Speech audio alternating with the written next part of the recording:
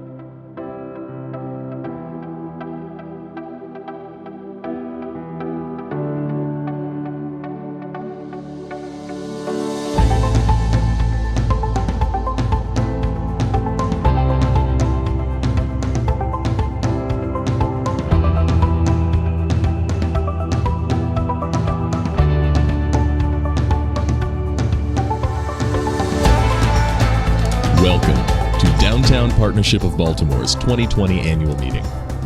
Please welcome Mark Wasserman, Board Chair for Downtown Partnership and the Downtown Management Authority.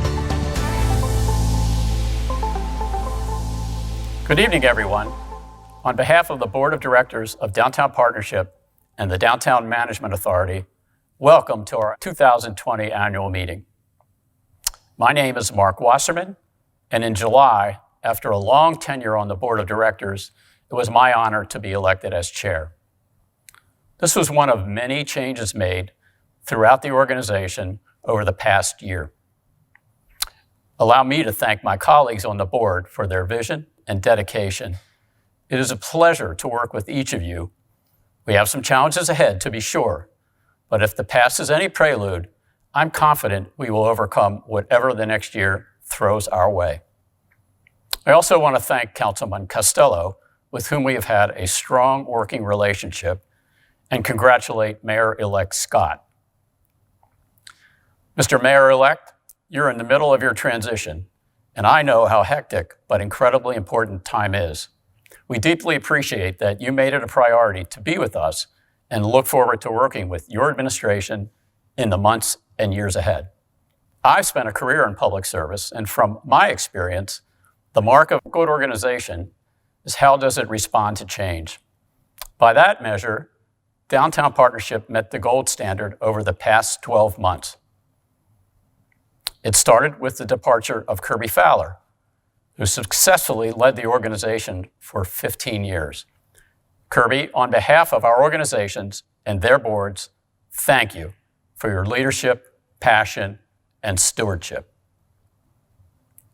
Kirby left us in a strong position with an excellent leadership team in place. Under normal conditions, that would have seen us through until the national search for the replacement could be completed.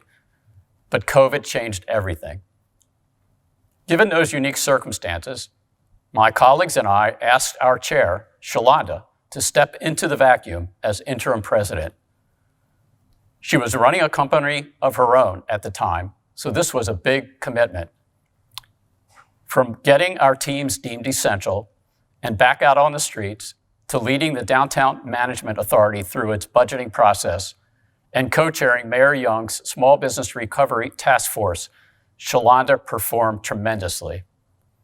After a thorough and deliberative search, the board felt she was absolutely the right person to lead us into the future. Pandemic or no, since then, it's been full steam ahead.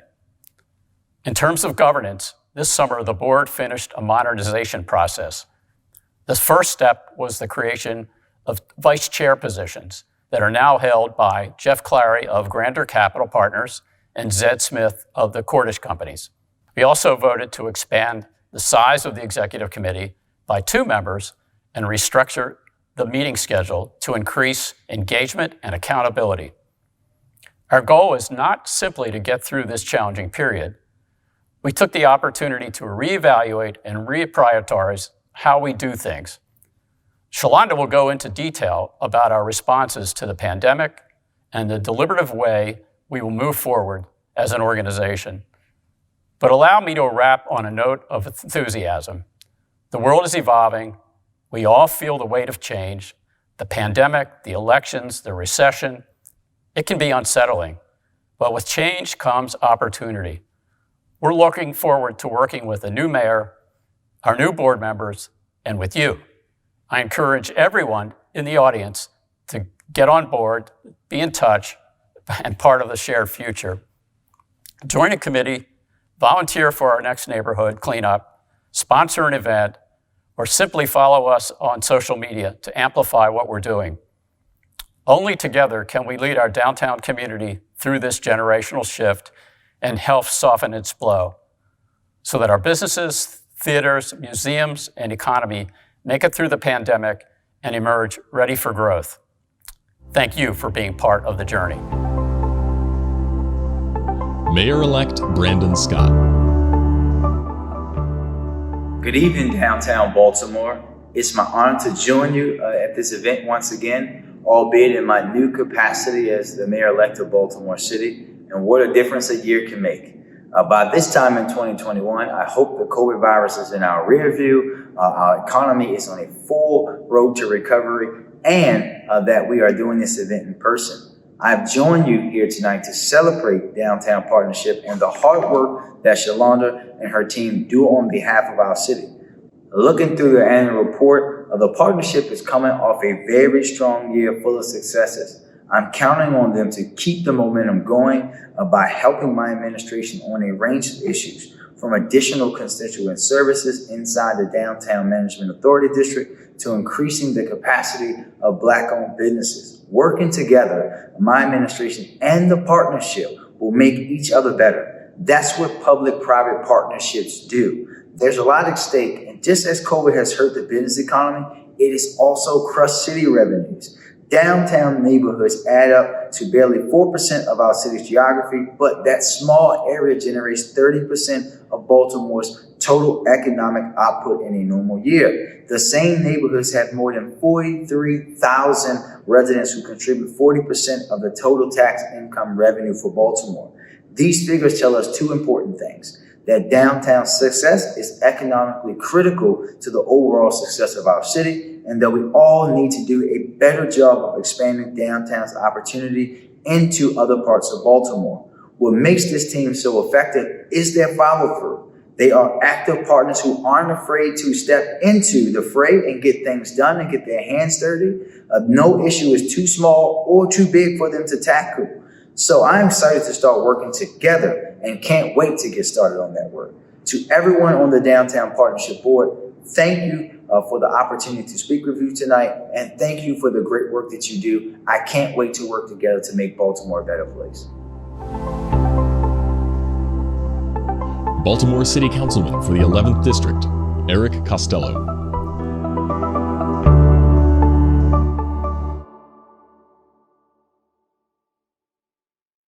I want to thank Mark Wasserman, who has meant so much to me, our city, our state, and a downtown partnership over his dedicated and distinguished career in public service. Mayor-elect Brandon Scott, congratulations on a tremendous victory. I know that Shelonda and the team at Downtown Partnership shares my excitement at your election.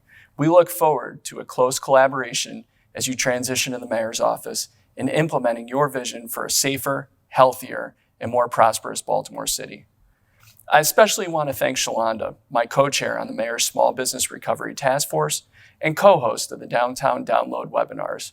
I couldn't tell you how many hours of Zoom meetings and phone calls we've been on together since March, and no doubt that work will continue a while longer as we work to help our city recover from the pandemic recession. I'm proud of what we have accomplished together with our partners at the city and the many businesses who took time out to make our recovery programs better and more responsive. To the employees of the Downtown Partnership, I see how hard you and your team work each and every single day, and I sincerely thank you for everything that you do.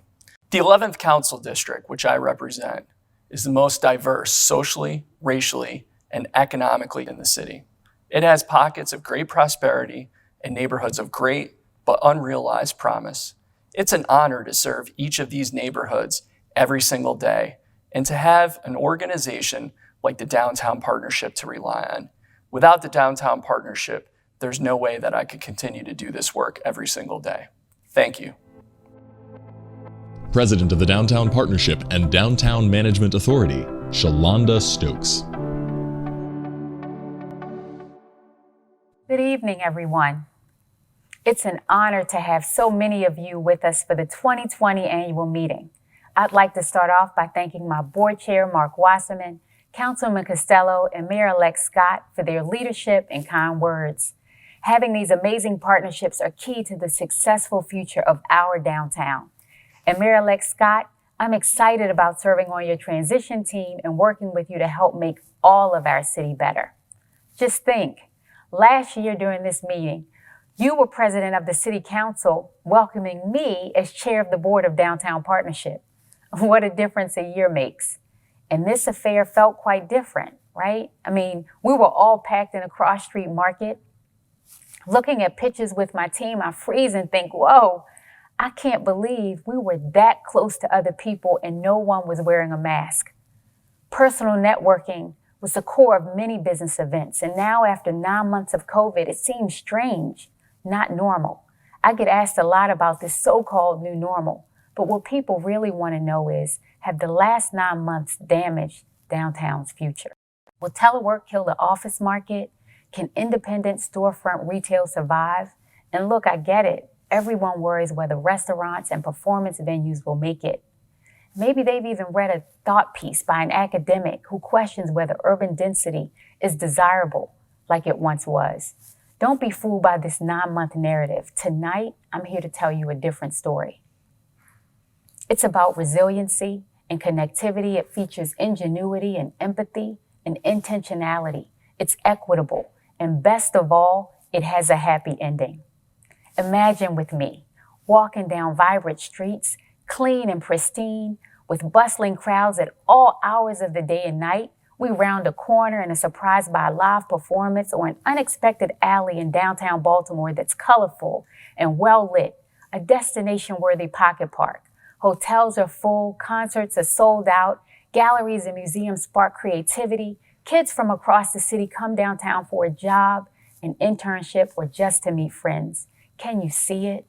Imagine a retail scene where thriving independent shops surround big national anchors, where different housing types provide living options for people, no matter their income. Imagine companies from around the globe relocating and expanding here because there's just no better place to be in business or to find the kind of talent that takes them to the next level. Imagine a place where Baltimore's majority Black population is fully represented in our city's prosperity. I can see it. Can you? Even in the depths of the shutdown this past spring, this story was being written. So pull up a chair and maybe refresh your cocktail while I take you on a journey. As a prologue, I want to thank all of the sponsors who made this story possible. First off, Ike Smart City, thank you, thank you, thank you. Gallagher, Velius, and Jones, the Johns Hopkins Carey Business School, T. Rowe Price, Dr. Bruce Gerald and his team at the University of Maryland, Baltimore, Verizon, Wolf Professional Security, Catholic Charities of Baltimore, Whiting Turner, Gross Mendelsohn, and M&T Bank. If you were part of our VIP experience, you received a special cocktail kit, courtesy of Sagamore Spirit and the great team at Topside in the Hotel Revival. And a special shout out to the Parkway Theater for helping us with this production. I want to take a moment to thank my friend and predecessor, Kirby Fowler. Kirby and I have known each other since we participated in the best class ever of the GBC Leadership Program, the class of 2005. Over the years, we worked together to make our city better, especially during my long tenure on Downtown Partnership's board. For 15 years, he led this organization extremely well, literally reshaping downtown with capital projects like removing skywalks, improving Pratt Street, and restoring its parks. He pushed for incentives that made it easier to turn old towers into apartments. As chair of the Public Markets Corporation, his legacy will live on in the redesigned Broadway, Cross Street, Hollins, and ultimately at Lexington Market. The party we planned for his farewell never happened because of the pandemic, so tonight I'd like to take a moment to salute him, and I hope that you will all join me in showing Kirby our gratitude.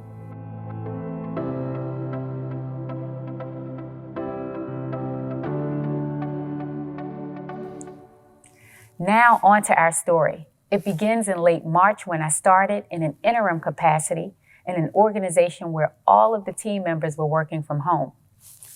And how exactly do you keep the streets of Baltimore clean and safe from home?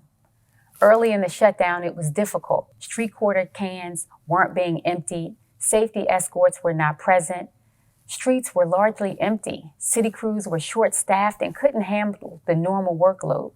So one of my first actions was to work with Mayor Young to get our operations team members deemed essential so that they could safely get back on the streets. And with an extremely dedicated team, we worked around the clock, tracking down PPE and developing new COVID protocols. By April, parks needed mowing, weeds started to grow, but the team at Downtown Partnership did what they do best, whatever it takes. Everything was still shut down, but shops and restaurants needed to pay rent. So the team stepped up. We created the hashtag Curbside Baltimore program, got news coverage for businesses that could be open, and incentivized a gift card program that gave businesses cash up front. We worked with local artists on virtual galleries using the Ike kiosks, and we responded when Harbor Park Garage asked for help in supporting Heart of the Park, a free food program serving thousands of meals to people in need.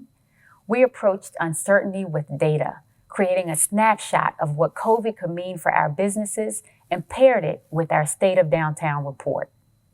In Chapter 2 of our story, a champion named Costello entered the picture. Together, we created a webinar called Downtown Download, At first, it gave updates about the impacts of COVID-19 and the different assistance programs. Gradually, we took it on a broader range, different topics. Our guests included leaders from the arts, business, and tourism communities.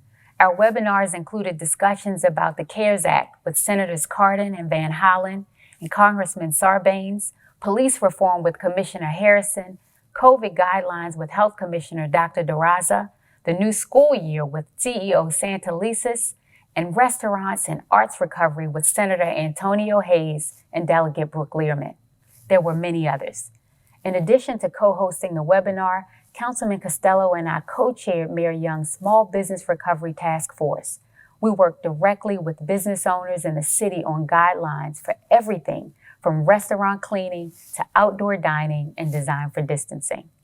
Together, we modernized the permitting process and reduced fees to make it easier to do business across Baltimore. Councilman Costello is a tireless advocate, and I'd like to publicly thank him for his work on behalf of the entire city. Our next chapter came in this summer. We still struggled with COVID, but then there was George Floyd. He was killed and the world was confronted with a second pandemic, one that's incubated for generations. The reality that people of color are not treated equally was seen graphically in the 8 minutes and 46 seconds that we watched as Floyd took his last breath. This video led millions of people of all colors and backgrounds to the streets demanding change. Our team had a lot of discussions about how we could help, because when one segment of our community is hurting, it negatively affects all of us. At Downtown Partnership, all of us have a friend, relative, or colleague who has suffered from racial injustice. As we were having these conversations, downtown businesses saw the unrest surrounding marches in other cities and wanted to be prepared.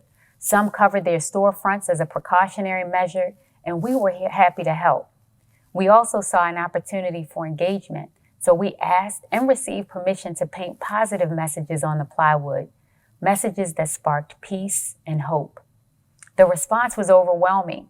I can tell you, we don't have a lot of artists on staff, but our team members have heart, and they painted beautiful messages of peace that came through loud and clear. And it's worth noting that a non-Black building owner responded with a special request for our team to paint Black Lives Matter. You see, love matters. That's when I knew we could change the conversation. Something about this summer felt different, and it showed here in Baltimore. Our marches were largely peaceful and positive. This is where the story gets personal.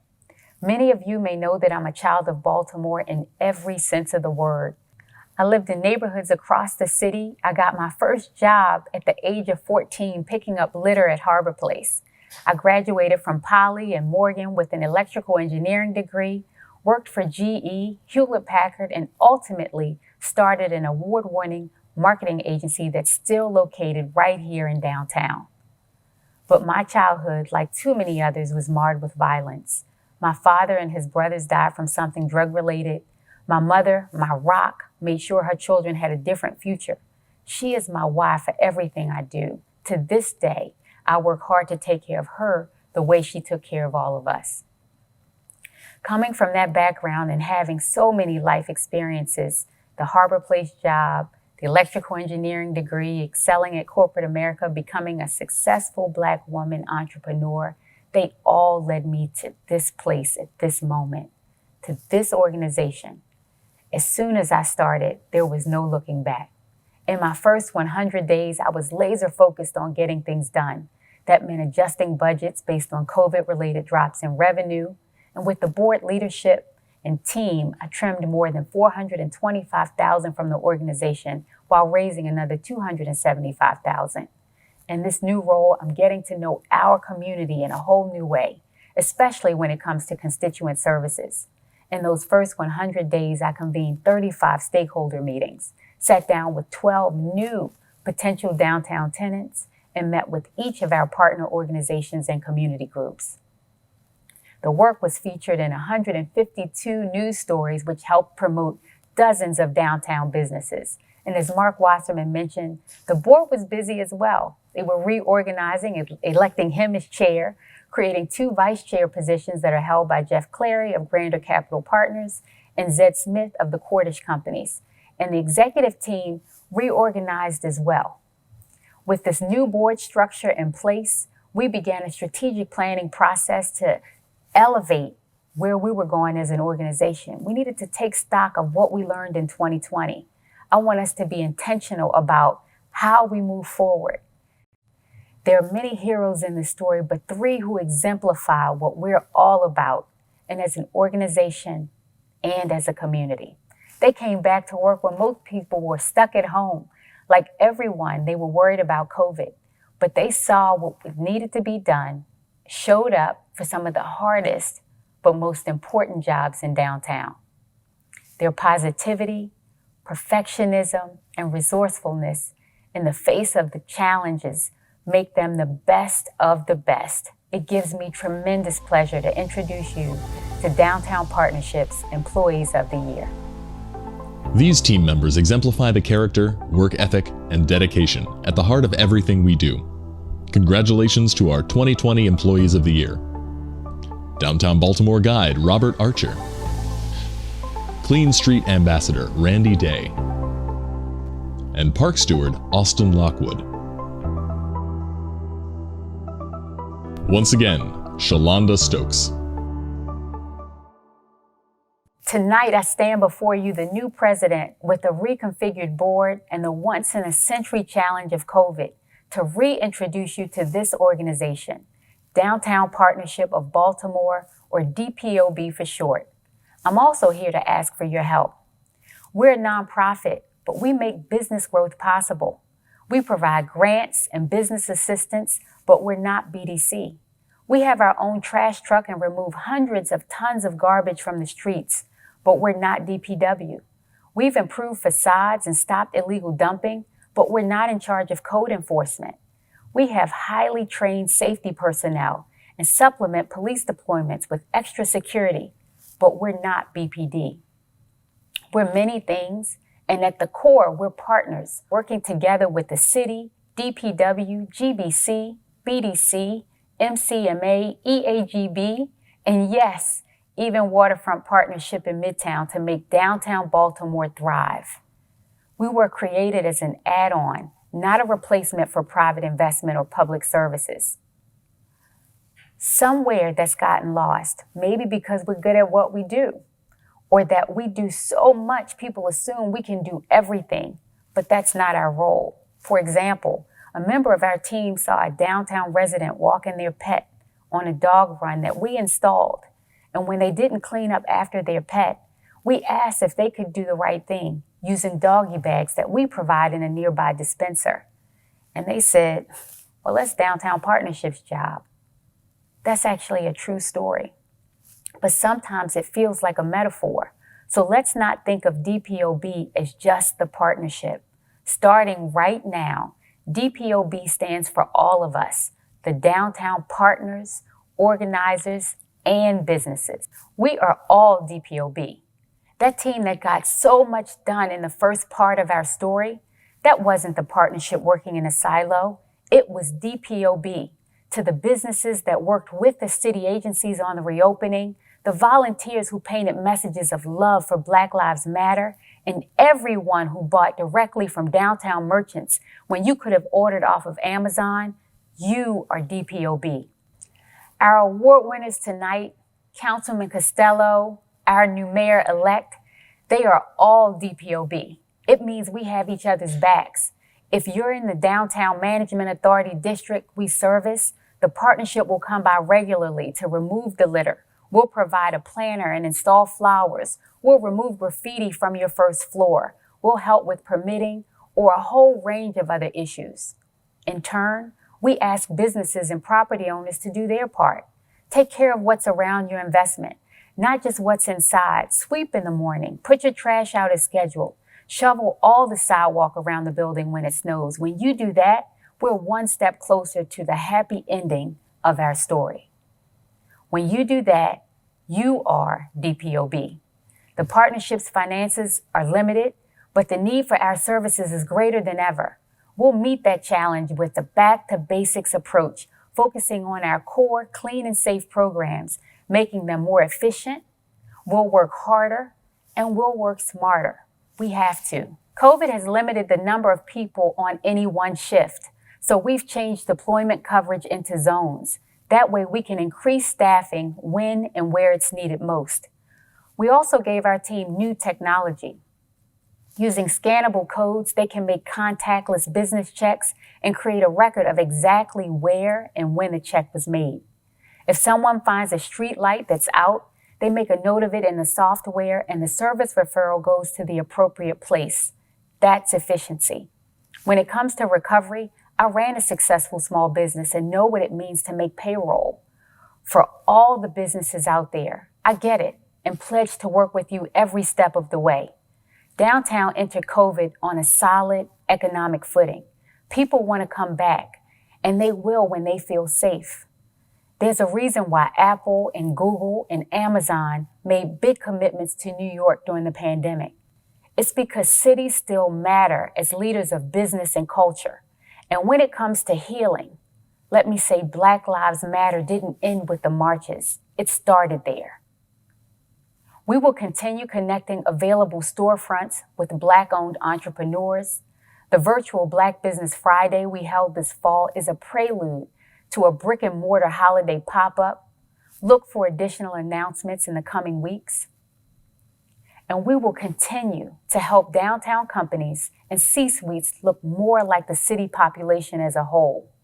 Layering racial equity across all of our actions is the perfect embodiment of what it means to be DPOB. In fact, it harkens back to our roots when Lori Schwartz and her small team rolled up their sleeves to support the shops and galleries that line Charles Street.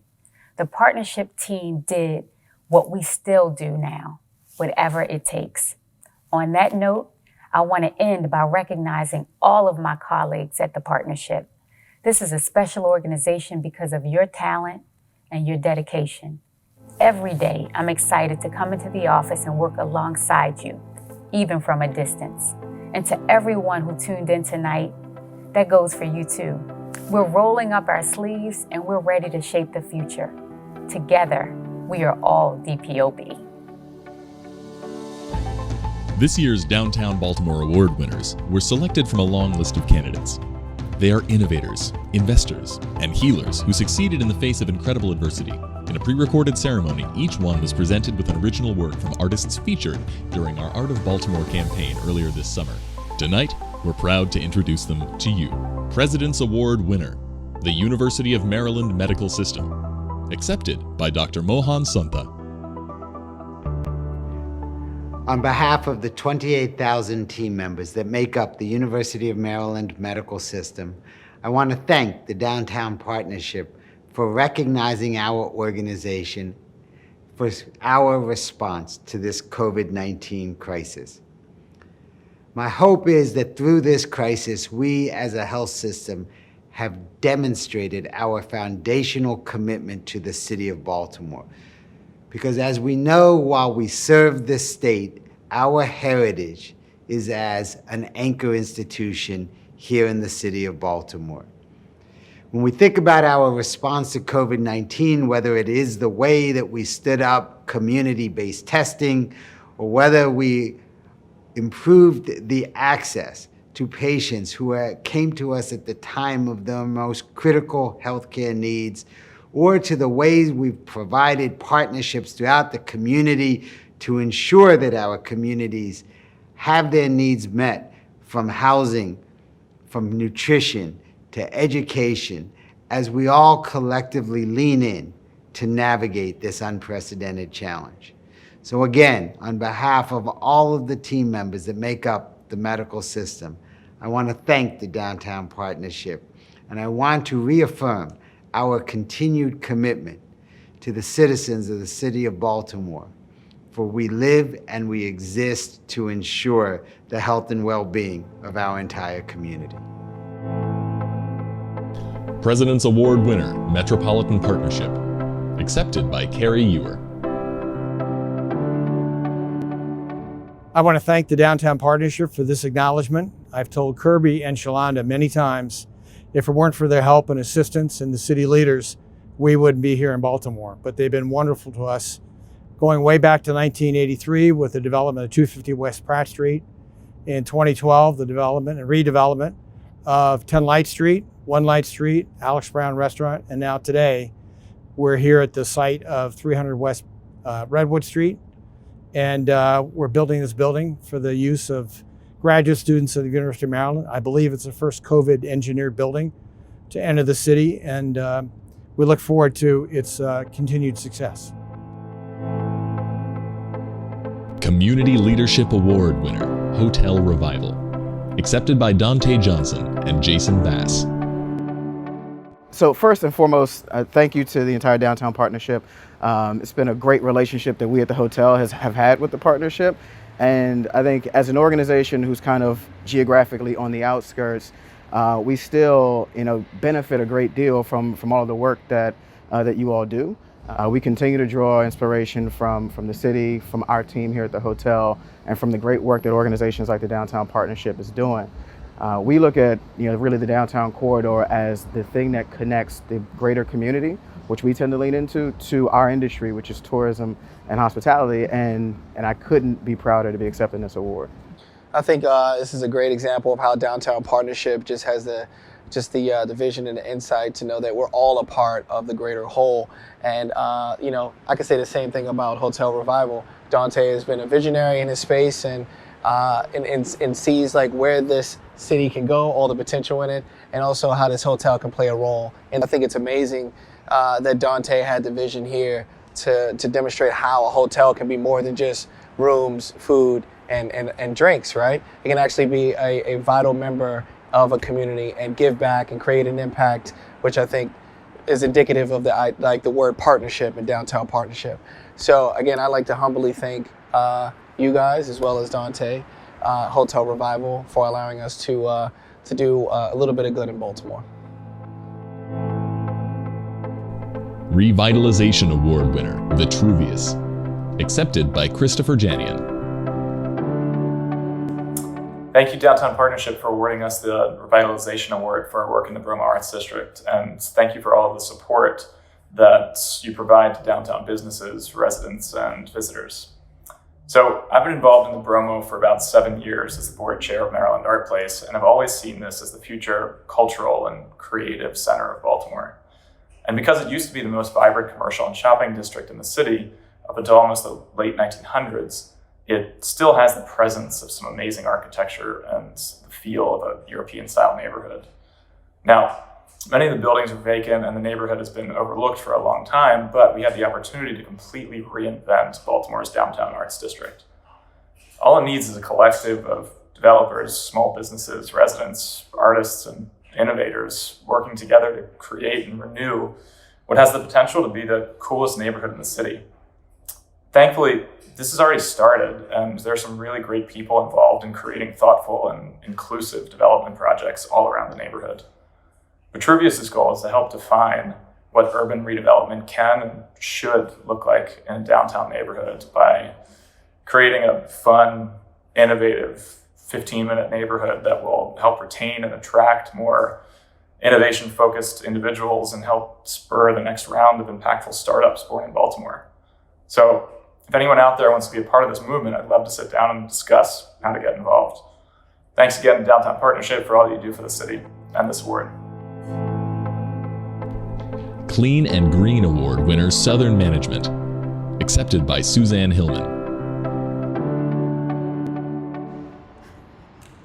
Good afternoon. My name is Suzanne Hillman. I am CEO and President of Southern Management Companies. I would like to thank the Downtown Partnership for this award for the green space. The work that has been done in coordination with the Downtown Partnership, Artemis Group, BG&E, and all the other business holders is an important part of the investment in Baltimore.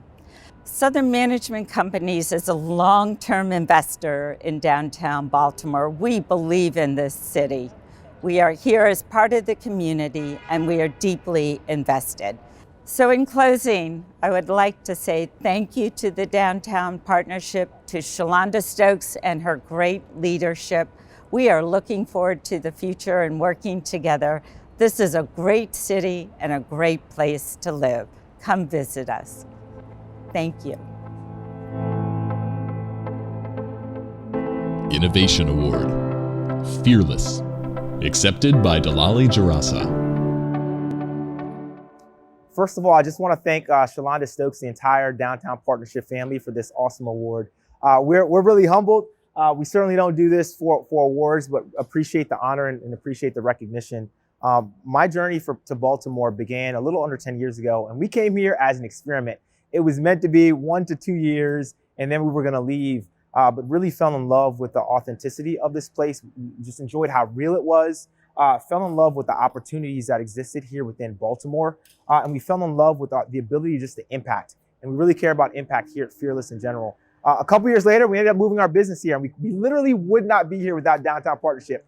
We were awarded a Downtown Partnership Tech Connect grant that allowed us to move into the city, and we've been growing ever since. Our vision really for Baltimore as we continue to grow, it's how do we get the community to connect more into our space? And downtown plays such a big role in that, and how it's the connective tissue for much of Baltimore, but just seeing more students and more people that aren't in technology being able to access our space and realize that this is a career field they can be a part of. We are so excited to play a role in that and to help hopefully spur other companies. You know, we've got our new program called Hutch, where we want to grow 25 new companies before 2025. And so we're excited to help to plant them here in the city and continue to move us forward. Thank you so much for this honor. The pandemic has fundamentally altered how we work.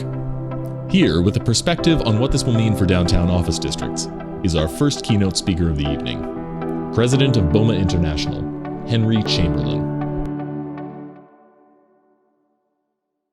It is great to be with you today, and thank you to Downtown Partnership of Baltimore President Shelonda Stokes and her terrific team for the opportunity to speak on behalf of BOMA International and our terrific BOMA Baltimore colleagues. Who would have thought 8 months ago that we would still be dealing with the COVID-19 pandemic? For the most part, tenants have not returned to their offices in downtown Baltimore or downtowns across the United States, where occupancy rates range from 10 to 25%, with the suburbs doing somewhat better. We have shown that we can return to offices safely if we follow the CDC and public health guidelines, namely, wear masks, employ social distancing, clean and disinfect our spaces, and we all wash our hands, control the number of people in our buildings, utilize signage, and ensure proper ventilation and water quality. I've been going into the office safely the past 2 months with part of my staff. While this is an inflection point that will drive change, what needs to happen to get people to come back and begin returning to normal? We need to get the pandemic under control, and we need a vaccine. Schools need to reopen. People need to be comfortable with mass transit, and we need to communicate that all the precautions we have been taking and best practices we have been implementing in our buildings work and offices are safe. The new mantra for real estate, according to the Urban Land Institute, is location, location, safety. We need to highlight case studies of companies getting their teams back to work and reinforce we are doing everything possible to ensure the health of our workforce. With people working effectively from home, why don't we all continue teleworking? For a lot of reasons, including at its most basic level, we are social beings and are most productive when we get together in person. Most tenants in multiple surveys, from the major real estate companies to design firms to our own, consistently report tenants want to return to their offices. Zoom, GoToMeeting, and the other platforms are fine for formal meetings or to keep us going during a crisis, but not forever. Yes, we have been productive, but that productivity and creativity is waning as we have gotten worn down by being apart these last 8 months. The informal collaborations in each other's offices, interactions before and after meetings, or at the coffee station or over a drink, lunch or dinner in one of the area's great restaurants are not happening, and it is impacting businesses. This not to mention younger employees are not near their supervisors and mentors, and Gen Z may be working out of their parents' kitchens. We are more productive in our offices, collaborating with our teams. Offices give us a place to concentrate on our work with our colleagues while we test out new ideas. The media and others are fixated on the short term while we need to focus on the long term. Companies in the short term, especially those with expiring leases, are going to be looking for ways to reduce real estate expenses as we recover from this recession. We have to read that companies will not reoccupy their buildings in same numbers, and we will be teleworking much more. There will be more telework, some consolidation of space, and some repurposing as we phase back in during the coming years. This will be a time of reinvention. Companies likely will consider somewhat smaller headquarter offices in the future and incorporate more flexibility in work locations. Granted, but what people want is the lifestyle of living and working in cities. It is a mega trend that will continue. This on top of an office-using workforce that is expanding in this information age. In addition, the overall economy will be expanding, and for all the reasons that have made Baltimore and major metropolitan areas grow and thrive, we will get back to work and build our businesses in the central business districts. You have a terrific lifestyle here with restaurants, museums, the arts, sports, and more. Live, work, play comes together in our cities. As we phase back into our work locations and get back to a new normal by 2022 and beyond, Baltimore will regain its vibrancy. We will look back on this time as one where we fine-tuned our best practices, created new extended team models, developed even higher performing real estate, and incorporated health and wellness into our operations. There has been a lot of focus on the short-term disruption caused by the pandemic. We need to paint the picture of an even more productive future where we all get back to work in cities like Baltimore with a highly educated workforce that provides the lifestyle that attracts the talent that companies will need to be successful. Our next keynote speaker is a best-selling author and CEO of the Robin Hood Foundation, Baltimore's own Wes Moore. Thank you for having me. It's good to be with y'all. And importantly, I want to first just start by thanking my not just dear friend, but my brilliant friend, Shelonda. Thank you for your leadership and everything you continue to bring to Baltimore and beyond. And most importantly, and very humbly, thank you for everything you continue to do for my family. I appreciate being here, and I appreciate spending some time with every single one of you. My name is Wes Moore, and I'm a very, very proud Baltimorean. And as I travel around and I tell people about this city, my city, odds are is that the image they have in mind is of our downtown. It's our iconic skyline. It's our ballparks. It's our famous harbor. And there's a reason for that. It's not just because it's the economic and cultural epicenter of the region. It's the economic and the cultural epicenter of our entire state. Downtown is where Baltimoreans ring in the new year or go to a night on the town. It has more residents and businesses within 1 square mile than any other place in the entire Baltimore region. This is where we have parades when our sports teams win, and it's where our community comes together to speak out about justice and also demand change.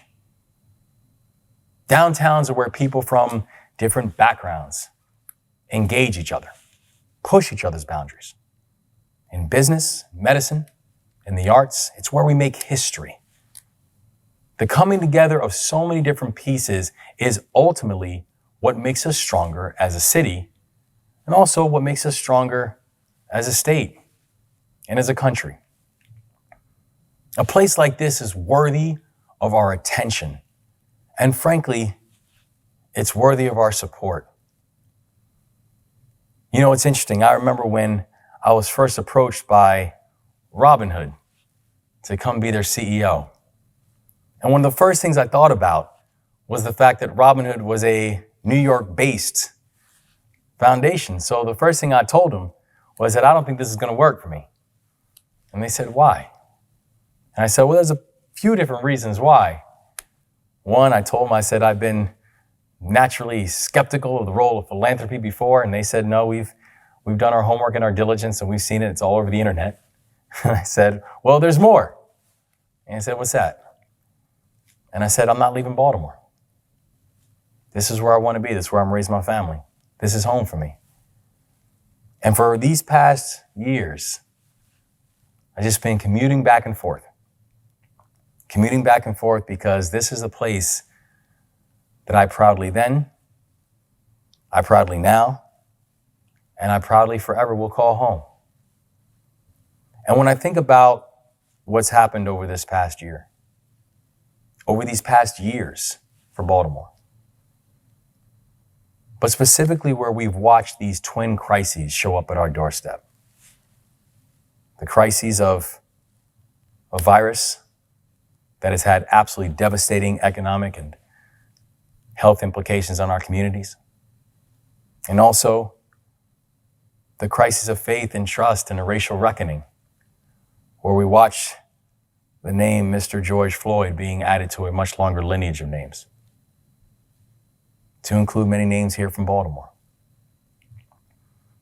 It comes a time when we've all been pressured and tested to think about not just our now, but think about our future. What becomes our role? What's our responsibility?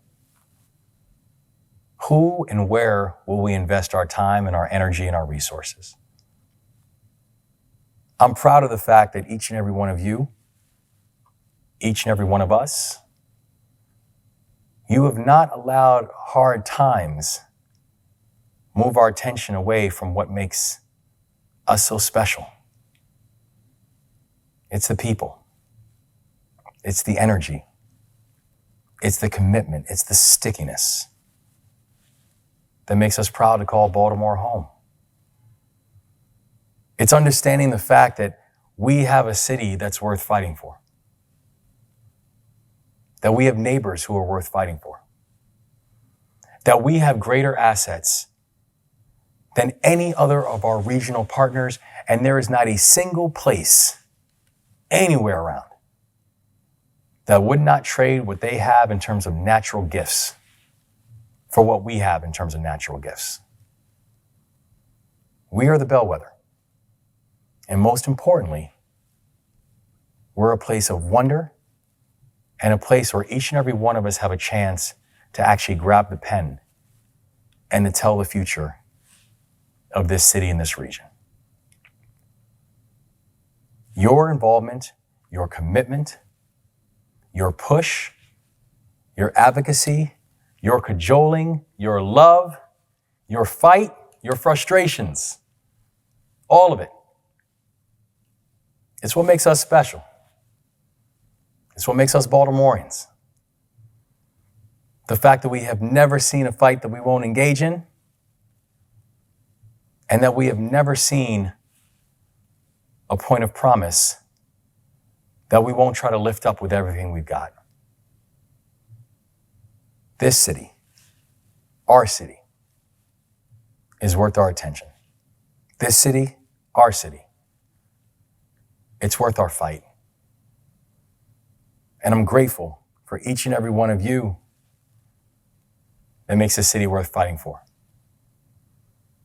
So, I want to join Mark and Shelonda in not just saying thank you, but also want to thank Mark and Shelonda for your leadership, for inviting me to join all you tonight. And I want to say it's a real blessing being your neighbor. Thank you for having me. And let's get busy. Thank you for being a part of Downtown Partnership of Baltimore's 2020 annual meeting. Special thanks to the sponsors, speakers, and Downtown Baltimore Award winners who made tonight possible. Before you leave us, please visit the photo booth, check out our annual report, and click the Member Vote tab to elect our boards of directors. To meet the artists behind tonight's Downtown Baltimore Awards and stay on top of all the latest news and events, visit us at godowntownbaltimore.com.